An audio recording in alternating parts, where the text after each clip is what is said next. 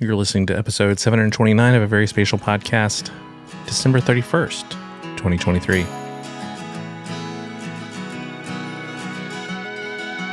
You glided away, caught by some imperceptible breeze, or a change of wind. It was so cold I ached, and my ears rang hollow and clean.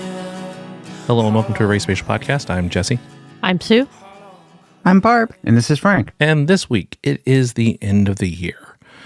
And are any of us interested in prognostications? Have we done our due diligence on prognostications in the past? Do we have new ones? My first gut instinct was it's getting harder and harder. But then I was trying to think about what upcoming technology I think is going to explode even more. And I just saw a series of images that are made by Midjourney, AI image generation tool, if you're not familiar with it. And it's just released version 6, I guess, very recently. And the people are amazing. I mean, they are amazing. And so they don't have 14 fingers. No, I mean, they're most of the pictures I saw were kind of like a chest up, a headshot sort of thing, but they looked very realistic. And so if I had to guess anything, I think that in the geospatial industry, we've been using AI for a while in various forms, really long time, but I think that this is really going to change dramatically in the coming years. And this year in particular, I think as we're going to start seeing it go, oh, hold on a second. Some of the things we talk about in GIS and society may crop up. The GIS and society debates may crop up, use of technology and whose reality and all that kind of stuff. I mean, I guess if we had done a year, because in the past, sometimes we had done year end as well as prognostication. I think if we had done a little bit of both, AI was something I was going to mention as well, because I got to be honest, I haven't delved into it very much. The generative AI, right? The thing that this year just exploded with both seeing what it could do, a lot of the questions that came out, right? Which, we haven't really had a full-blown episode on AI, but that is something also that I would say is definitely changing the game, because it's AI in a different way than we've used it in the geography, geospatial, world. But it's also the broader questions that it asks. And the reason why I brought it up too is that I follow a social media group. I can't remember what it's called, like Chat GPT for teaching or whatever it is. But anyway, there was someone who commented on the value of, we always talk about in education, right, the value of the humanities, social sciences, writing and all that kind of stuff. And they're saying that, now it's going to be in how you prompt and interact with an AI is going to be, crucial in the sense of getting results, and that writing skill and understanding how you're communicating with words are actually going to be a key part of that. So, just even on the last day of the year, like little news that I was reading, I think echo, what you're saying, Frank, that in the coming year, that's going to be a dominant conversation in many ways. So does that mean that this is our AI episode, that we're going to make this? Or? No, I don't think we necessarily need to talk about it further in this episode, but I do think that it's, it's worth noting that it's a sea. I think it's a sea change, right? Yeah, I think it was also on my list because I was reading different things from different news with urban planning and municipalities and also the FAA. And it was about the new, planning going on with municipalities for these vertical hubs where you're going to have the low level, the drones and the air taxis needing several places within a municipality to take off out of these vertical stations. And I was thinking, well, it's almost like our steampunk future is now. I can almost hear them taking off like you would in, Star Wars or something. But then there was talk about how municipalities are using AI, and Johns Hopkins has a new group that municipalities can join around the world to try to get ahead of what's happening. But it marries very well with the digital twins. And I was thinking about the digital twins, the AI, those vertical hubs for the coming air taxis, and going, wow, it was just all sort of converging in a way that you couldn't have predicted last year. But beyond the AI thing, I actually don't have any other guesses on technology. what's coming. Yeah, I'm hoping this is the year that people stop bothering me about ArcMap. That's what I'm hoping. That's That's your wish. Honest to God hope. I think thinking back to the prognostication things, mine were often wishes. I think. I mean, they were kind of like maybe this is the year, but it feels like a lot of times it's like, well, I'd like to see this happening in this year, and it kind of did, but there are just so many things out there that are still. I wish this to be the year for this, like VR, right, or whatever the things are, but I don't know. I mean, on the one hand, for the stuff I do, though, I do think that the release of the Google 3D photorealistic tiles is something I'm still kind of working through, how that will change things for what I do. But okay, so at the end of the prognostication and review, I wanted to spend the episode more talking about what we've done in terms of geography of the last year. It's not something we often do. We kind of reference ideas and things in passing, but it's one of those things we do a lot of geography one way or the other, not always in the name of geography, but we are doing geography, but don't really talk a lot about what it has been. And I think perhaps most evidenced in that, of course, is Frank's new position. And so we'll kick it over him to kind of what he is doing is geography. I guess you've actually said that more over the last few weeks than any of the rest of us, but as in examples. Well, I mean, as you were going through it, I was thinking, performance review. What have I done? That's kind of like, let me think. What have I done? Year-end evaluations. That's right. You've crossed over to that world where that actually means something. Yeah. Well, other than take almost a year to get Esri license, that's not exactly geography. That's just bureaucratic nonsense. But anyway. Did you finally get it? Or is it still hanging? Yeah, we finally got it, like literally just before the holiday. So I haven't actually signed up on it to do it because that's, it's awful work and that's work. But yes, we have actually finally got it, like literally just before the break.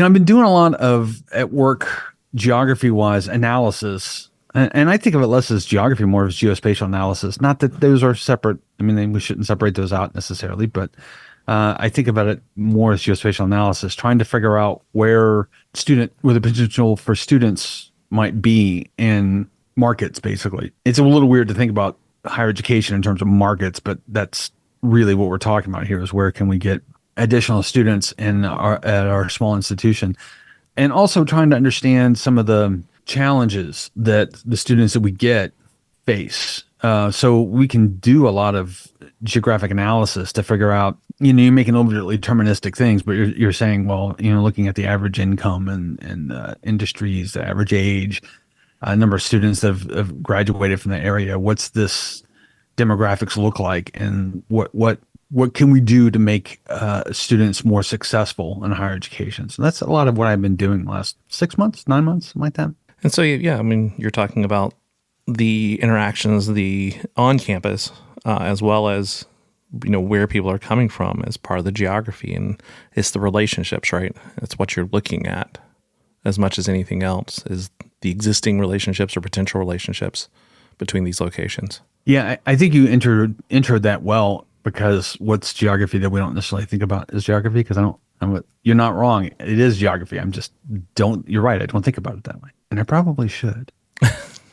Well, see, now you will. Well, since you're also a faculty in the department, you're still a geographer. So it's yes. I am one half of the geography faculty at Fairmont State University. But what's the other half of the geography faculty at Fairmont State University done that's geography, which is a whole lot more? No, what I've done is the kickoff of the year of geography, which is really exciting for me, and working with American Association of Geographers and other partners on Geography Awareness Week, and how can we have Geography Awareness Week all year long. And it was a lot of fun to have the discussions of what is geography and how do we explain to people what geography is. The discussions that we have among ourselves, that we go, well, why are we still talking about this? But the answer is it's something that everyone within the discipline and related to the discipline talks about. So it's just good to be around people who speak your language and understand what your goals have been over the years. And I'm looking forward to getting VerySpatial involved with this more in the coming year. She also forgot about, what is the project 2030 or something like that? The AGS.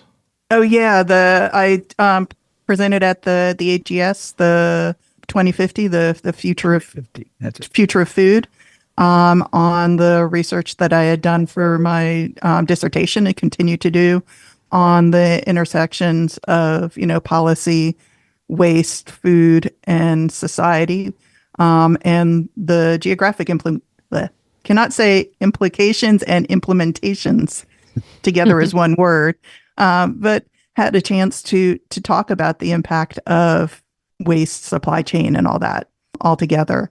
Again, to an audience who was listening and talking among each other about what the challenges are and how we can meet them. This year's conference is on emergency management, so I look forward to attending that. I won't be presenting, but I will be attending to hear what everyone's doing. How about you, Sue and Jesse? Well, I have to say that although I've been in my day job, like doing a lot of administration, I was really excited this year to get back and actually do the geography that I love doing, even if it's not for a lot during the year. But since cultural landscape is what really fascinates me on the geography side, getting a chance to go back to Japan after it opened back up, and we're taking students, but the focus of our study abroad was on cultural landscape, and just getting the chance again to be out in a place and looking at the layers of cultural impact and change, and thinking about that, and that translates into the digital research that I do and the recreation of landscapes virtually, digitally.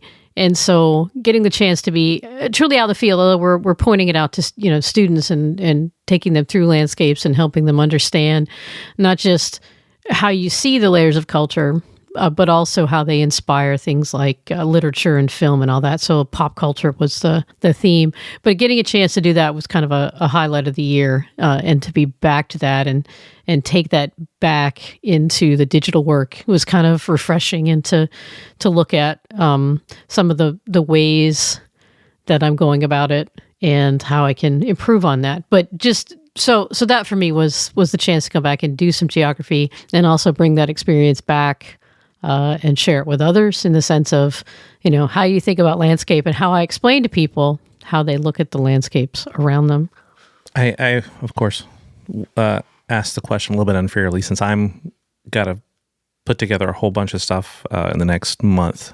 I've been looking at things. So I can talk about the groundwater project that I'm still involved with for my former university, looking at writing up some of the things that I did with the Healthy Start program that was there as well. But one of the interesting things that hopefully, and should have already started, we got funding to do a video podcast on cultural heritage, and digital cultural heritage specifically. And the biggest hurdle so far has been finding students who want to work on the project. And that's the weird one for me. All my projects that I have money to give students, and I can't find students who want to work. Well, it's a caveat that who want to work and have at least some base skill sets in the thing that you need done. No, I literally had only like 2 people apply for a job that's, that part's weird, but Well, it's a weird labor market right now. So yeah, that's yeah. Something that Barbara and I left out of the geography thing that had just occurred to me while you were talking. The labor market thing is actually what set it off. Is the state of West Virginia got a new GIS coordinator, and Barbara was instrumental in helping that come together. But we also have been working on a strategic plan for GIS in West Virginia. So, kind of unusual geography, but it is geography. And I continue to work on the GeoSavvy Hub. It's grown beyond the LibGuide, which is the resource I've been creating with my students across campus, cross-disciplinary, as part of that AAG partnership, but working with Foster Garrett Designs, a friend of ours who works with place and geography and geoscience and cartography. She's talented and creative, to make that more visual because people really do respond to that visually. And I know that and appreciate people that have that skill in cartography to really bring in the colors and symbology. And it's been a lot of fun. Something I lack in my own cartography, a weakness I've never really been able to shore up too much is that sometimes I just don't see the full color schemes, even with help like from the color brewer and stuff like that. Sometimes it's a little bit of an aside, but I share your being pleased at having someone with those kind of skill sets that can really share that. Yeah, instead of normally I select from the color palette that's available, but to have someone send me a color palette, several options, and be like, here's the color palettes I think would fit this theme and feeling. And you're like, oh. She also does a pretty good job explaining why what color does what, which is something that we don't think about a lot in cartography. Some depends on the classroom, but And that takes us into next year. What are you looking forward to in terms of doing in geography over the next year, or at least the next couple of months? Well, I can say something I'm excited about is I got one of those large touch tables. It's a Clearstream touch table. I've wanted one for a long time. They used to be really big and then no one could figure out what to do with them, but now they're back. And I got it because I wanted to create one of those augmented reality topography tables. But the price got higher and higher because of logistics going on with the components. And finally, it got so high that it was actually cheaper to get an actual touch table and get a grant to explore how to turn that into topography table. So hopefully it will be a lot of fun to explore this with different groups with geography, geoscience, art, to figure out how to make this work. And if we do, then we'd like to share it with everyone, because the people I talk to that have made AI topography tables are like, they're so awesome, but they are so annoying to build. So there are two in my previous institution because somebody who was there a while ago wanted one and got the materials for two, and then they left.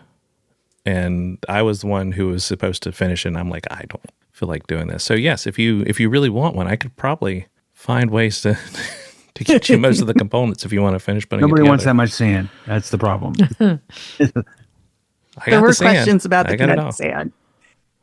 You've got it all. That's good to know. Yeah. I see, this is why you ask around. And I feel like there should be a marketplace. They have this in waste. And I really think that everywhere should have one where you can say, I have this, but I don't want it. Do you want it? For equipment and components. Yeah, like higher education offer up.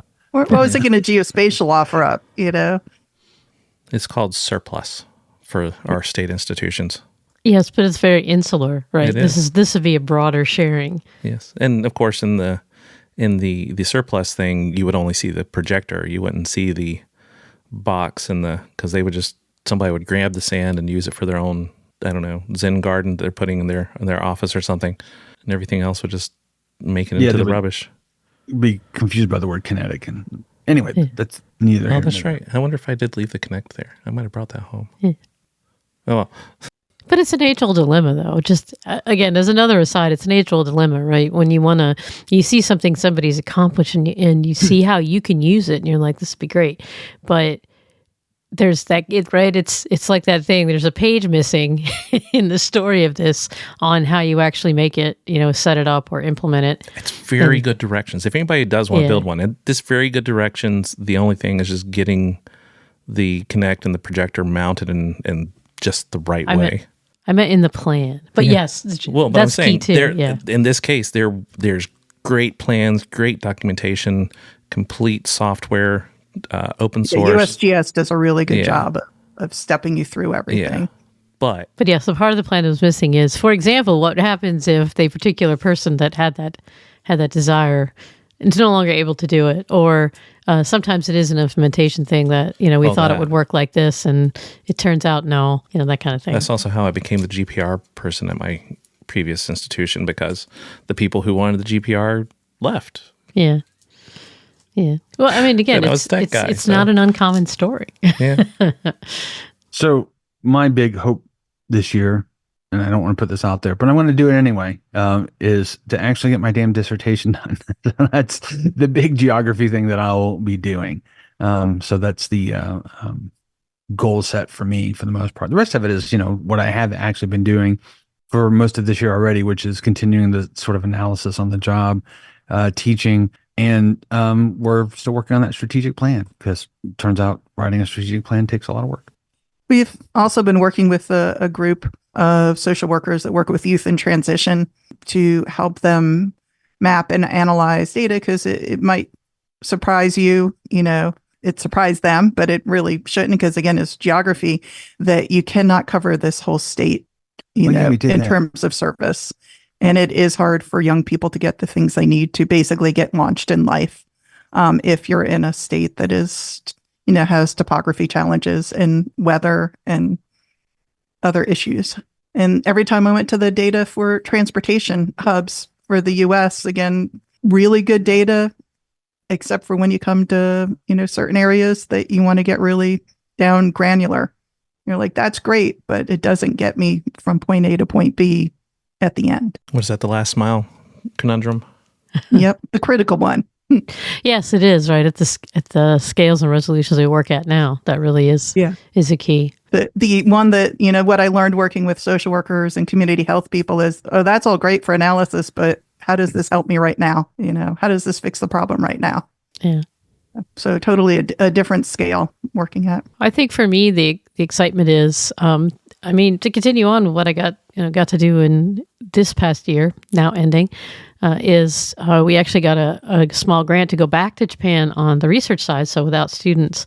And I'm really looking forward to, again, doing that geography, lessons learned in the digital recreation project I'm working on, and now getting to go back and apply those lessons to revisit some parts of the Buddhist pilgrimage that we've been working on and collect data in a different way and think about how to tell the stories of that pilgrimage, which is what I've really been evolving into. And again, cultural landscapes and what they, what they hold in terms of the human experience.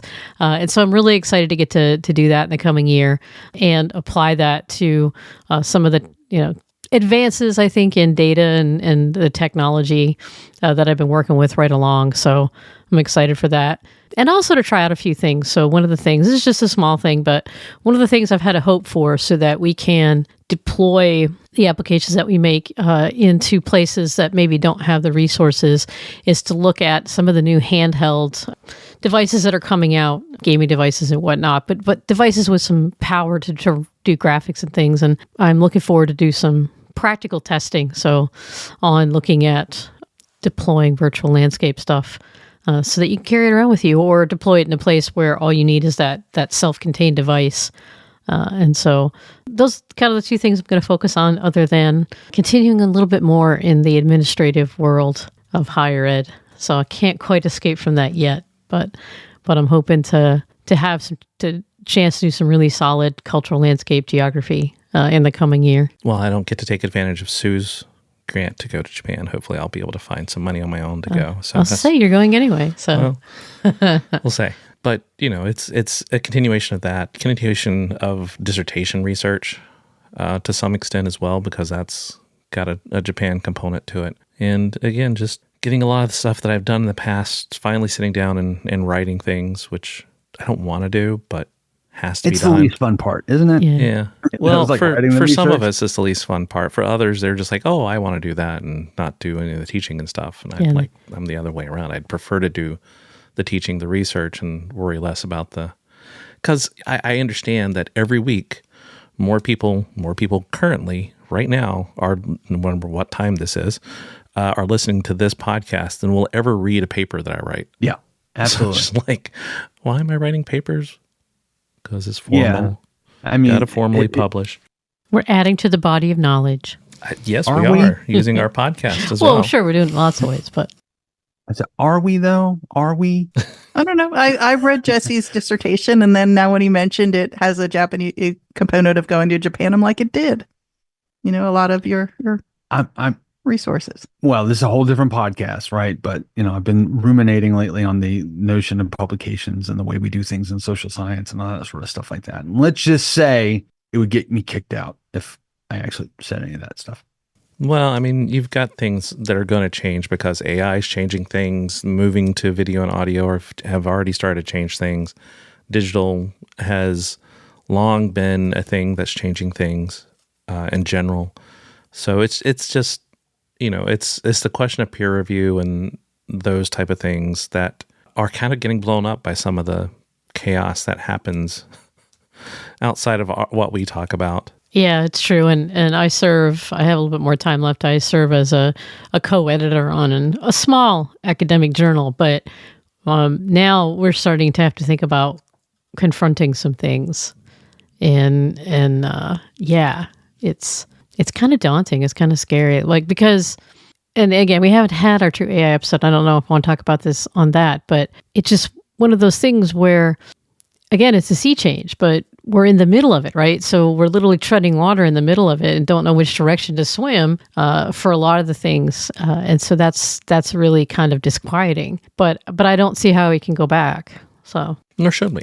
Yeah, that's what I mean. I mean, like, there's so much. There's many positive things, but there's just so much to work through, and that's just one small area. So Frank, you're not the only one thinking those things and not saying them. Some people might be saying them, but just probably not on podcast. Yeah, just not on podcast. Well, no, there's probably some who are. Yeah, maybe. Maybe on YouTube and stuff. So. I was thinking more of things that I did for that involved geography, and I realized when we were talking about all the stuff going on, I've been working with, it's an NSF pilot project. It's called First Two Network. It's all of the universities and higher education in the state of West Virginia encouraging young people to go into STEM fields, to go to college, and it provides them full support and also encourages them to be undergraduate researchers. The idea being that there's more retention when they understand the end goal, the overall goal of what they're doing. And I've spent a lot of time talking about geography as the STEM bridge and, about that intersection and about geospatial. And I have a lot of people that are reaching out and talking to me more about geography. Whereas before I'd have to explain, yes, I'm STEM, or I'm STEM adjacent, or, come look at us. We, the social sciences and behavioral sciences are important. Yes, I'm in behavioral science, but, we're across fields, we're embedded. And it's really nice to have people come to you and say, I see strength in geography beyond just the tools, understanding the geographic concepts as part of being a scientist in the field or adding contributions. So it's nice not to have to fight that fight all the time. It's nice to explain and just say geography and everyone understands because you've said it enough. We should do an episode where we use something like ChatGPT to just write everything and just see what it comes up. What does a VerySpatial episode look like? I don't think we would do very well in a scripted episode. I don't think so either. But I think it would be interesting to just kind of, I don't know, maybe we'll analyze it, kind of work our way through it and go, oh, this is saying this and this and this. Like, oh, maybe we, this isn't how we would do it. Well, it's interesting to me again, this is not the AI episode. We keep saying that, we keep coming back to AI, but I think it's because it's the big cloud happening right now. Maybe the cloud's not the right word, but it's overreaching thing that's driving a lot of discourse. And it's interesting to me reading student responses, for example, at the end of the semester, that one of the things that I do in my class is I require reflections for a lot of the assignments. So students have to reflect on the stuff we talked about. And it's pretty fascinating to watch read the AI generated bits versus the non-AI generated bits. And because it's a reflection, almost all of my students, I don't want to go so far as to say all, but I'm going to hold back and say almost all my students have included AI parts in there, but they've also done the reflection bit, like reflected on it, which was the intent of the assignment anyway. So it worked out okay, but it's just kind of funny because you can read it like so clear as day. It's like it's in red font. It's just like, oh yeah, you got that from AI. But the stuff around it actually is a legitimate reflection on geography and that concept. So it's interesting to look at something like it would be interesting to look at something like a script or something like that to see how it doesn't have a voice or an identity because of the artificial bit and how that just shows so clearly right now. It'd be interesting once AI crosses that threshold. Make it happen. Well, we are. I'll own that action item. There we go. Yeah. Every time we use it, we are training it. Maybe better, maybe not. But every time somebody puts something in and then modifies their prompt, we're training them to be that much more savvy. What's interesting to me is there's a Wikipedia Foundation. There's a Wiki Foundation that you can work with. I applied and got one to use this semester, where you can bring Wikipedia into your course lessons. And it all includes things like ethics and how to use Wikipedia. You can integrate it in. I'm doing it with urban geography.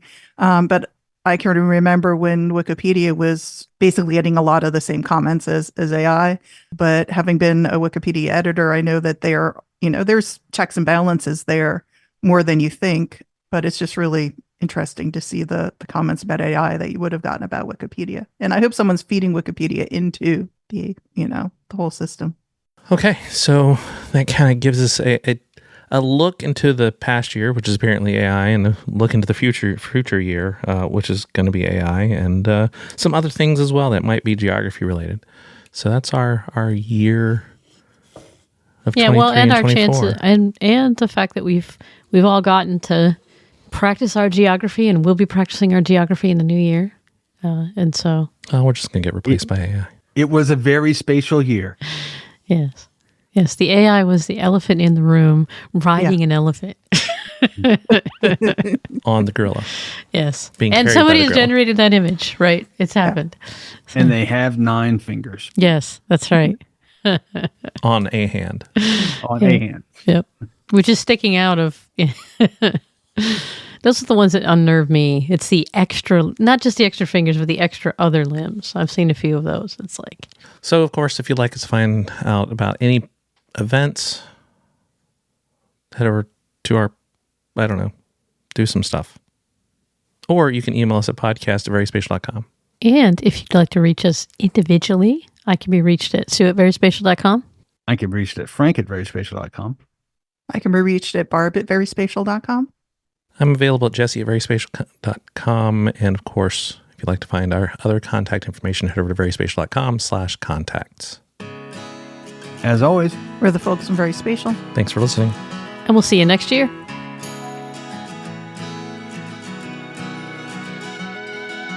You glided away, caught by some imperceptible breeze or a change of wind. It was so cold I ached, and my ears rang hollow and clean, hollow and clean, hollow and clean. Watching you carried away to this song I sang myself hoarse, adrift, unknowing how to swim, but I'll swim, so I swam myself home. Yes, I swam myself home. Slow time lights torched by some bioluminescent wave or a change of pace. It was so free, and I know your skin